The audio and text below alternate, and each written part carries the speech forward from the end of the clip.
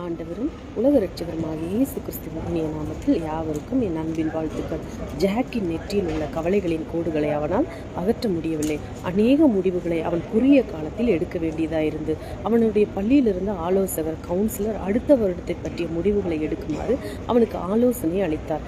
வேதாகம கல்லூரியா, பல்கலைக்கழகமா, அல்லது வேலை வாய்ப்புக்கான கல்வியா, அல்லது வேலையா, இந்த கோடை கால விடுமுறையை எப்படி கழிக்க வேண்டும், வேலைக்கு செல்ல வேண்டுமா, அல்லது ஆலயத்திலிருந்து பயணம் செல்லும் குழுவோடு செல்ல வேண்டுமா, அவனால் சரியான முடிவு எடுக்க முடியாதபடி திகைத்து போயிருந்தான். ஜாக் வேதத்தை எடுத்து சில வசனங்களை வாசித்தான். பின் கண்களை மூடி 100வது முறையாக, ஆண்டவரே, நான் உம்முடைய சித்தத்தை அறிய வேண்டும், நான் என்ன செய்ய நீர் சித்தமாயிருக்கிறீர் என்பதை எனக்கு காட்டும் என்று ஜெபித்தான்.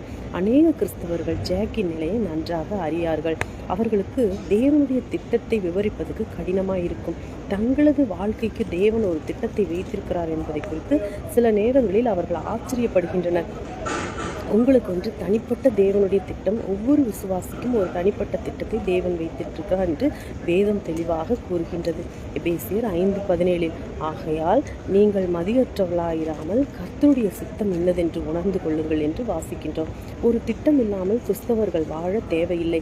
தேவன் ஒவ்வொரு விசுவாசிக்கும் ஒரு திட்டம் வைத்திருப்பதால் விசுவாசிகள் தங்கள் வாழ்விற்கு ஒரு குறிக்கோள் இல்லையே என்று யோசிக்க வேண்டாம்.